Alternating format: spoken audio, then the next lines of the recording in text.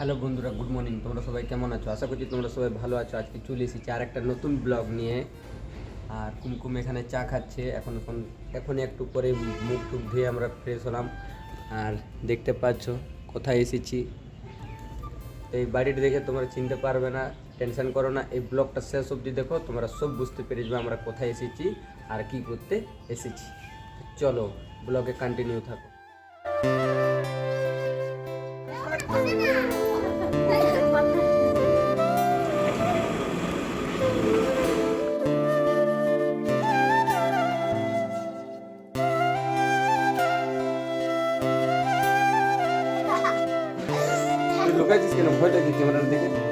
আমি আর কুমকুম এই মুহূর্তে আমরা পিসির বাড়িতে আছি। আর পিসির বাড়িতে আসার কারণ হচ্ছে আমাদের আজকে সোনুমনুর মুখে ভাত আছে। আর এখন যাবে আমাদের সোনুমনু ঘাগরবুড়ি মন্দির পুজো করতে। তো ফাইনালি ঘাগরবুড়ি মন্দির থেকে পুজো করে চলে এসেছে আমাদের সোনুমনু। আর আমাদের অলরেডি লেট হয়ে গেছে। আমরা ভাবছি যত তাড়াতাড়ি পারবো অত তাড়াতাড়ি এই কাজটা আমরা কমপ্লিট করে নিই।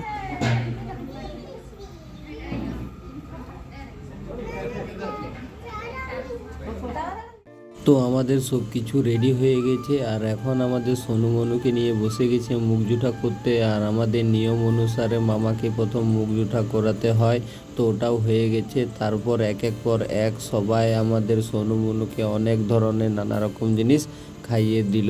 আর আজকে যা রোদ দিচ্ছিল, গরমটাও অনেক বেশি লাগছিল বন্ধুরা, কি আর বলবো। তো ফাইনালি আমাদের সোনুমনুর আজকে দিনের মতো খাওয়া দাওয়া কমপ্লিট হয়ে গেল। এরপর যে নিয়মটা হবে সেটা হলো একটা থালার মধ্যে ঘাস, টাকা পয়সা, কলম, খাতা, বই সব থাকবে। আমাদের সোনুমনু যেটাই হাতে তুলবে তারপর বড় হয়ে নাকি ওই কাজেই বেশি মন দিবে, সেটা আমাদের পূর্বপুরুষ মানুষরা বলে গেছে, এটাই আমাদের নিয়ম। তো চলো দেখি আমাদের সোনুমনু কিটা চয়েস করে। কলম ধরব, কলম ধরব, চাষবাস করবে কি? চাষবাস ঘাস উঠাইছে, মানে বই গেল, কলম গেল, লাস্টেও ঘাস ধরল। ঘাস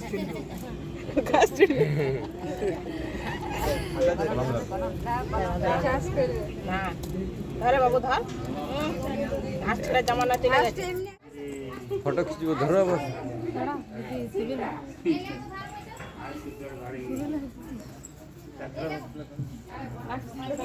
এই দেখা রে, তাকা এদিকে, তাকা রে, এদিকে তাকা রে।